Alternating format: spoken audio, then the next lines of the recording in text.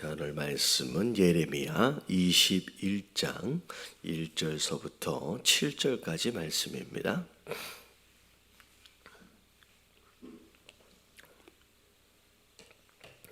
(21장) 1절부터 7절까지 말씀 교독합니다. 여호와께로부터 예레미야에게 말씀이 임하니라. 시드기야 왕이 말기야의 아들 바수훌과 제사장 마아세야의 아들 스바냐를 예레미야에게 보내니라.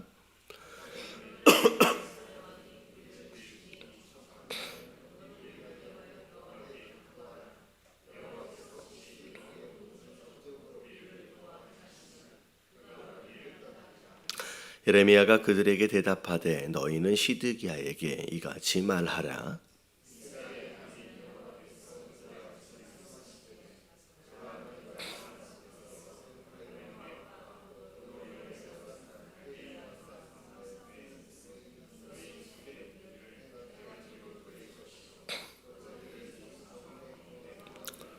내가 든 손과 강한 팔 곧 진노와 분노와 대노로 친히 너희를 칠 것이며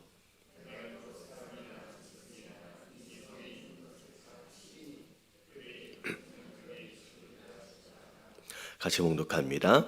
여호와의 말씀이니라. 그 후에 내가 유다의 왕 시드기야와 그의 신하들과 백성과 및 이 성읍에서 전염병과 칼과 기근에서 남은 자를 바벨론의 느부갓네살 왕의 손과 그들의 원수의 손과 그들의 생명을 찾는 자들의 손에 넘기리니 그가 칼로 그들을 치되 측은히 여기지 아니하며 긍휼히 여기지 아니하며 불쌍히 여기지 아니하리라 하셨느니라. 아멘.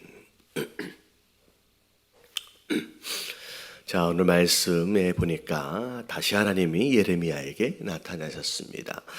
자, 오늘 예레미야에게 나타나시기 이전의 내용들을 보면 예레미야가 하나님 말씀에 순종했는데 굉장히 어려움을 당했지요. 특별히 어려움을 준 대상이 오늘 이 바수훌이라고 하는 1절에 등장하는 이 사람이 성전을 담당하고 있는 나름대로의 고관이었는데 이 사람이 예레미야가 전하는 말씀에 대하여 불만을 가지고 예레미야를 데려다가 하루 종일 이제 고난을 준 그런 일들이 있었습니다. 자, 그랬는데 갑자기 이제 무슨 일이 일어났냐면 바벨론이 어떻게 보면 느부갓네살 왕이 이제 이스라엘을 이제 멸망시키기 위해서 유다를 멸망시키기 위해서 군사를 데리고 지금 예루살렘을 향하여 진격해서 오는 거예요. 자, 오는 상황 가운데서 지금 이 시드기야라고 하는 왕, 이게 이제 유다의 마지막 왕입니다. 자, 이 사람이 자, 이제 놀라가지고 이 상황을 해결하기 위해서 지금 이 바수훌과 또 스바냐라고 하는 제사장을 예레미야에게 보내서 지금 기도를 요청한 거죠. 지금 전체적인 배경 스토리를 보면 사실 이 시드기야는 정상적인 과정을 통하여 왕으로 세워진 자가 아니라 오히려 거꾸로 바벨론이 세운 왕입니다. 바벨론이 이제 어떻게 보면 다윗의 자손들로서 이렇게 쭉 이어져 이제 왕권이 이어져 내려오다가 사실은 이미 바벨론이 몇 차례 공격을 해가지고 2차에 거쳐서 이미 많은 사람들이 바벨론의 이제 포로로 끌려간 상태예요. 그 상황에서 지금 시드기야라고 하는 이 사람을 이제 바벨론이 자기 말 들으라고 그냥 바벨론이 세워준 왕입니다. 그러면 시드기야는 이제 바벨론이 말하는 것에 이제 들어야 되는 상황인데 시드기야 마음 가운데 그런 마음이 드는 것 같아요. 나름대로의 애국심 같은 건데 사실은 이 애국심이 중요한 게 아니라 하나님께 돌이켜 회개하는 게 중요한데 하나님께로 돌아가는 게 아니라 그냥 바벨론에 대하여 그냥 반 바벨론 정서 그런 마음이 있는 거예요. 그래서 바벨론 바벨론이 자기를 세웠는데 그냥 바벨론 하면 자기가 싫은 거예요. 그래서 바벨론이 말하는 것을 안 듣고 자, 누구에게로 갔냐면 하나님이 아닌 애굽에게로 갑니다. 네, 애굽에 붙어가지고 애굽을 통하여서 도움을 얻으려고. 그래서 다시 이 유다가 이제 온전한 왕권을 회복하고 전성기를 회복하고 싶은 그런 마음이 있었던 거죠. 자, 그래서 바벨론을 끈 반바벨론 정서 그리고 오히려 친애굽 쪽으로 흘러가는 것으로 말미암아 이 느부갓네살 왕이 두고 보다가 얘는 이제 가만히 두면 안 되겠구나. 내가 세운 왕인데 이게 끝까지 말을 안 들으니까 이제는 유다를 없애버려야 되겠다라고 이제 작정을 하고 지금 쳐들어온 상황이 된 겁니다. 자, 사실 예레미야 선지자가 지금 그렇게 얘기하지 않았어요. 이제 처음부터 그렇게 애굽으로 붙지 말라. 이제 바벨론의 이야기를 잘 들어라라고 얘기를 했음에도 불구하고 오히려 중간중간 그렇게 이야기하고 있는 예레미야를 이 시드기야 더불어서 이 바술이라는 자가 뭐라고 얘기하냐면 매국노라고 얘기를 합니다. 네가 바벨론에 나라를 팔려 하느냐라고 하는 식으로 이제 예레미야를 몰아간 거죠. 결국은 이제 기다리다 이제 마지막 순간이 온 거예요. 자, 바벨론에서 공격해 오는 상황 가운데 이제는 아예 유다를 멸망시키기 위해서 오기 때문에 이게 보통 군사를 데리고 온 게 아닌 상황 가운데서 이 시드기야가 놀란 마음에 이제는 이제 구원을 요청해야 할 자가 누구냐 이제 예레미야밖에 없는 거죠. 어떻게 보면 굉장히 뭐라 그래요? 지금까지 예레미야에게 했던 행동들로 보아서는 사실 예레미야를 찾기는 쉽지 않은 상황일 것 같아요. 그럼에도 불구하고 오지게 급했으면 너무 급했으니까 이제 예레미야에게 구원 요청을 한 겁니다. 자, 이제 2절을 보니까 사람을 보냈는데 이 사실 바수울도 낯짝이 있지. 얼마 전까지만 해도 예레미야를 힘들게 했잖아요. 근데 무슨 낯으로 왔는지 모르겠지만 어쨌든 왕이 보냈으니까 온 거예요. 자, 뭐라고 얘기하느냐 하면 바벨론의 느부갓네살 왕이 자, 우리를 이제 치러 온 거죠. 자, 그랬기 때문에 청하건대 너는 우리를 위하여 여호와께 기도하라라고 얘기해요. 여호와께 기도하라. 자, 이게 뭐가 잘못됐느냐? 처음부터 끝까지 다 잘못됐어요. 이 기도 요청 자체가. 자, 일단은 뭐가 잘못됐는가라고 하는 것을 생각해 보면, 자, 뭐라고 얘기하냐면 다시 보면 너는 우리를 위하여 여호와께 간구하래요. 자, 이 표현 자체를 볼 때, 이 사람들이 뭐가 잘못됐냐면 태도가 잘못된 거야. 태도가. 자, 지금 죽기 바로 직전이에요. 이제 큰일 난 거예요. 자, 이 상황에서 지금 하나님께 구원을 요청하는데 예레미야를 찾아가서 하는 이야기가 뭐냐면 자, 너는 우리를 위해서 기도하래요. 여호와께 간구하래요. 지금 아직도 시드기야 입장에서 자기가 왕의 위치에 서 있는 거예요. 그리고 예레미야를 향하여 아래로 하대하면서 기도하라는 거죠. 여러분, 이 자세 자체가 여러분 하나님 앞에 구원을 요청하는 그런 간구하는 자의 자세가 아니다라는 거죠. 자, 우리가 하나님 앞에 무엇인가를 구하고 구원을 구하고 어찌 보면 회복을 구하고 문제를 풀어줄 것을 구한다라고 했을 때 우리가 하나님 앞에 기도할 때의 마음의 태도가 어찌해야 하느냐라고 하는 것을 살펴본다라고 한다면 이런 태도, 이런 교만한 태도이어서는 안 된다라고 하는 것이죠.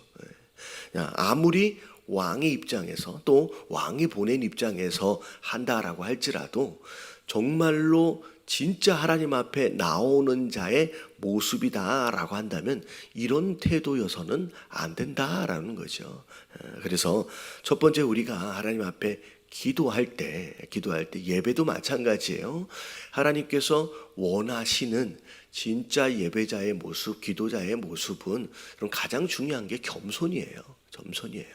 그리고 가난한 자의 모습, 철저하게 어찌 보면 하나님 당신이 아니면 나는 살 수 없습니다 라고 하는 정말 절박하고 간절한 마음의 모습들이 있어야 하는데, 그러면 이 너는 우리를 위하여 여호와께 간구하라 라고 하는 이 표현에는 그 어떤 겸손도 보이지 않고요, 어찌 보면 그런 간절함과 절박함도 보이지 않는, 어찌 보면 예레미야 선지자에게 무엇인가를 구하는데 이게 어떻게 보면 명령하는 거에 불과한다라고 하는 이런 모습들, 여러분 이거는 기도자나 예배자의 모습이 아니다라는 거예요.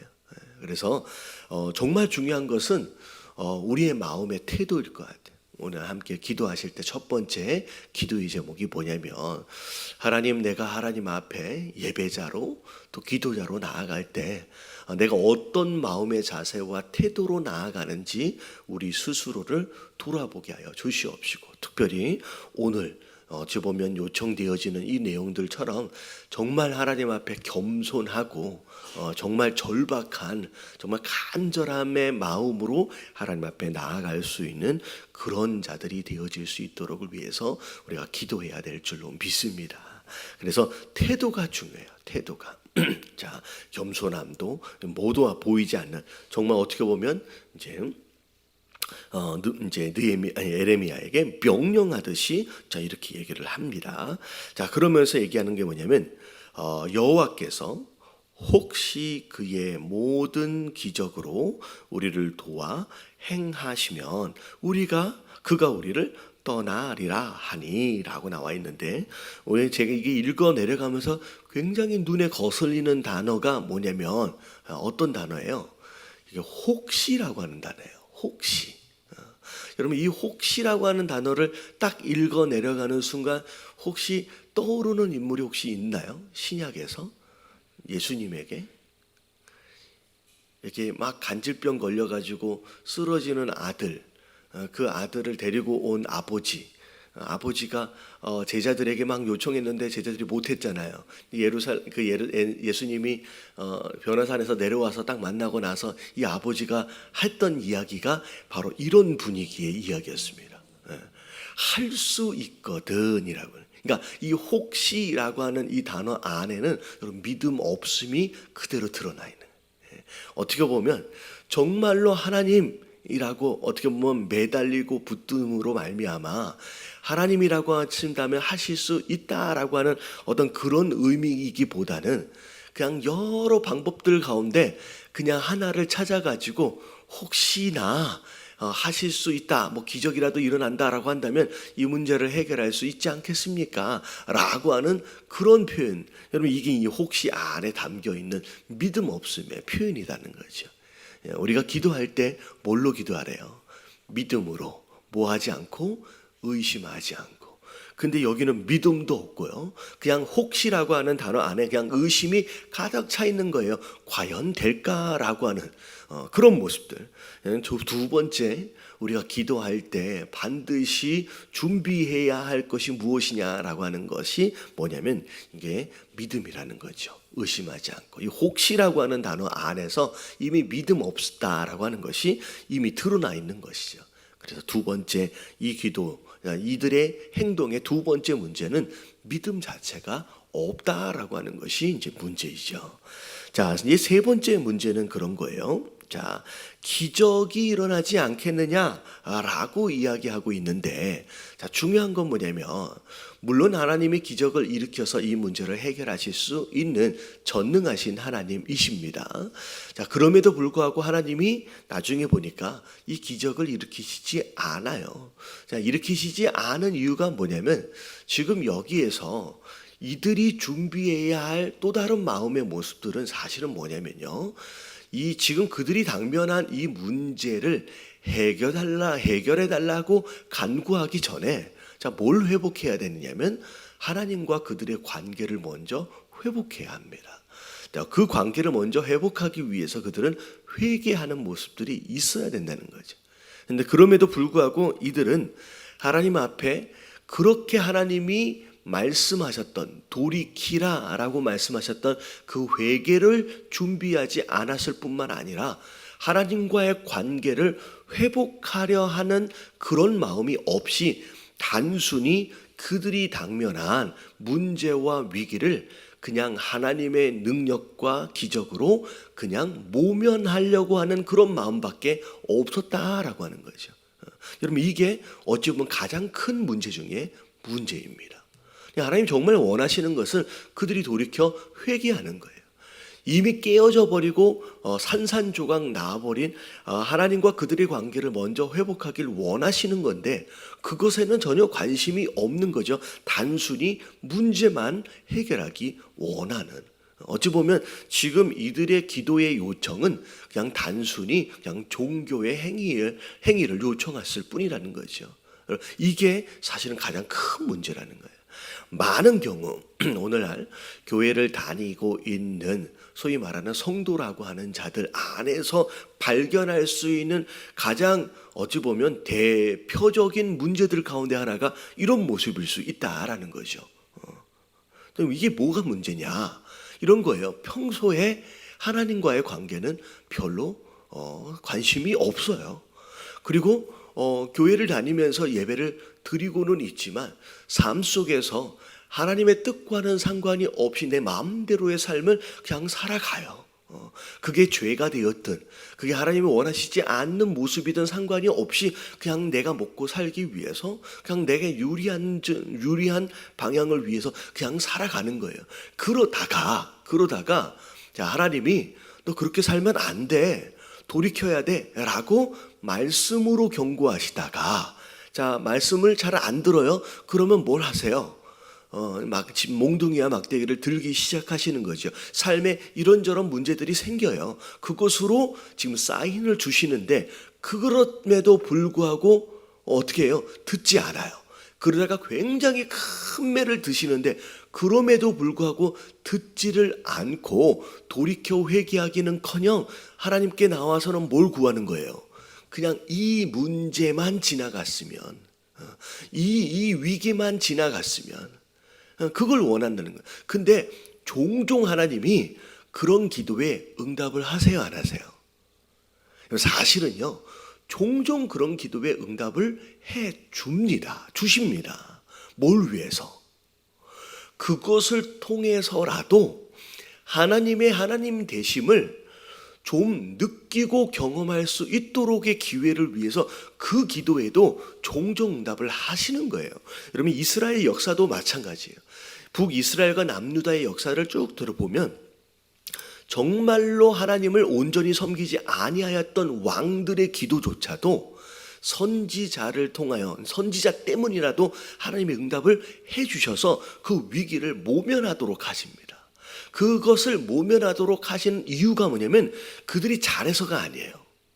이것을 통해서라도 진짜 우리가 의지해야 할 하나님은 우리 하나님밖에 없구나라고 하는 것을 그걸 통하여 알 수 있도록 기회를 주시는데 거의 대부분은 어떻게 하냐면 그 위기를 모면한 다음에는 어떻게 해요?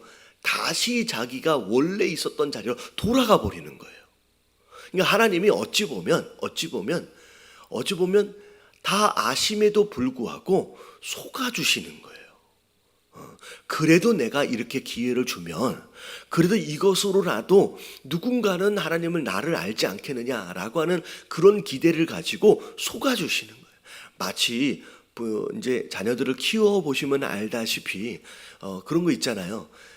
이제 부모가 되면 이 아이들이 머리가 어떻게 돌아가는지가 보이잖아요. 안 보여요? 이게 보여요. 이게 내 아들이, 내 딸이 지금 뭔 생각을 가지고 이런 얘기를 하고 있는지 다 보여요. 부모는 다 알아요. 왜냐면 처음부터 키웠기 때문에 요것이 이거 꿍꿍이가 있구나, 이게 다 보인다는 거예요. 그럼에도 불구하고 엄마나 아빠는 뭐 해주세요? 그냥 속아주세요. 이게 어렸을 때 그랬었던 것 같아요.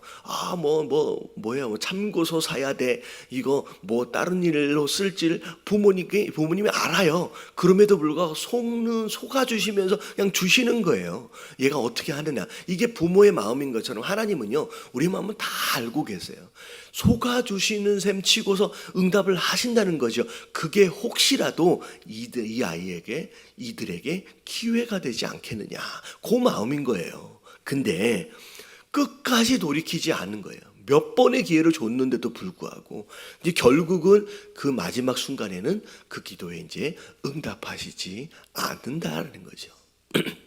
여러분, 하나님을요, 내가 만난 이 문제나 위기를 모면하고 해결하기 위한 수단으로 여러분 이용하는 자들이 되어져서는 안 되는 줄로 믿습니다. 여러분, 하나님을 이용해서는 안 돼요. 여러분, 이거는 그런 모습은 이 신앙생활이 아니라 이게 종교생활이라는 거예요. 많은 사람들이 교회 안에서 종교생활을 해요. 세상의 절간에 가서든 세상의 다른 신을 믿든 여러분, 그런 자들의 종교생활하고 이 교회 안에서의 모습하고 다를 바가 없는 모습으로 그렇게 교회를 다니고 기도하는 사람들이 많다라는 거죠. 여러분, 오늘 말씀을 통하여서 우리의 삶이, 어떻게 보면 우리의 신앙생활이 그저 하나님이 내가 원하는 것을 얻거나 아니면 내 문제를 단순히 해결하기 위한 수단으로 이용되어지고 있는 것은 아닌지 우리 스스로를 돌아보시면서, 여러분, 하나님이 원하시는 것은 여러분 이런 식의 모습이 아니라 우리와의 온전하고 건강한 관계다라는 거예요.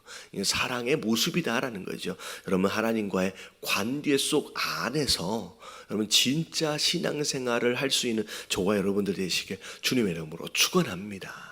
그래서 그냥 2절 한 말씀만 봐도 기도를 요청하고는 있지만 처음부터 끝까지 온전한 모습이 아니라는 거예요. 태도에서부터 시작해가지고 믿음도 없고, 정말로 중요한 거는 하나님을 그저 그들의 무엇인가를 위해서 그냥 이용만 하고, 여러분 이렇게 된 다음에 나중에 하나님 응답하시면 어떻게 될 것 같아요? 그냥 또 거꾸로 자기의 삶으로 그냥 돌아가는 거예요. 여러분, 이런 삶이 아니라 여러분 우리의 신앙생활이 진짜 하나님과의 거룩하고 건강하고 그 사랑 안에서의 온전한 관계 속 안에서 이 신앙의 삶을 살아갈 수 있는 저와 여러분들 되시길 주님의 이름으로 축원합니다. 자, 그랬더니 아니나 다를까 이제는 이제 아니에요. 예레미야 선지자가 시드기야에게 이렇게 얘기하라는 거죠. 자, 뭐래요? 4절에 보니까 이스라엘의 하나님 여호와께서 이와 같이 말씀하시되, 보라, 너희가 성 밖에서 바벨론의 왕과 또 너희를 에워싼 갈대아인과 싸우는데 쓰는 너희의 손의 무기를 내가 뒤로 돌릴 것이요 그것들을 이 성 가운데 모아들이리라. 오히려 어떻게 보면 바벨론과 싸워서 이겨야 할, 어떻게 보면 대적해야 할 무기가 거꾸로 돌아가서 누굴 향하는 거예요? 그들을 향하는 거죠. 그러니까 오히려 하나님이 이들을 뭐 돕기는커녕 오히려 그냥 내버려 두시는 정도가 아니라 오히려 하나님이 그들의 원수가 되어져서 마치 누구 편이 되어버리는 거예요? 바벨론 편이 되는 거죠. 사실은 바벨론 편이 되신 거예요. 왜냐하면 이 유다를 치시기 위해서 바벨론을 지금 쓰시고 계시기 때문에 마치 바벨론 편이 되어진 것처럼 오히려 이 유다에게 오히려 그들의 무기를 거꾸로 돌려버리시는 그런 일이. 그래서 내가 든 손과 강한 팔 곧 진노와 분노의 대노로 친히 너희를 칠 것이다. 지금 바벨론을 통하여 하나님의 분노를 지금 이 유다에게 보여주시는 겁니다. 자, 그래서 6절과 7절의 모습을 보니까 내가 또 사람이나 짐승이나 이 성에 있는 것들을 다 칠 것인데 그들이 큰 전염병에 죽으리라 하셨다 하라. 전쟁이 일어나면 7절에도 나와 있지만 그런 거예요. 일단은 칼로 죽어요. 그리고 전쟁의 방법에 따라서 칼로 죽기도 하지만 굶어 죽어요. 그리고 죽는 사람들의 시체로 인하여서 또 전염병으로 죽어요.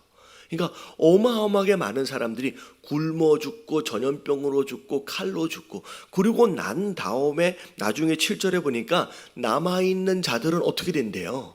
느부갓네살 왕이 직접 포로로 끌고 가가지고 그들의 장소, 그 알지 못하는 그들의 땅에서 그렇게 또 생명을 잃어버리는 일들이 벌어진다는 거예요. 마지막 때 정말 하나님의 심판하심은 여기 나와 있는 것처럼 측은히 여김이 없이, 불쌍히 여김이 없이 그냥 완전히 하나님이 진멸해 버리시겠다라고 하나님이 경고하십니다. 자, 이게 예레미야 선지자를 통하여서 하나님이 지금 경고하시는 내용이죠.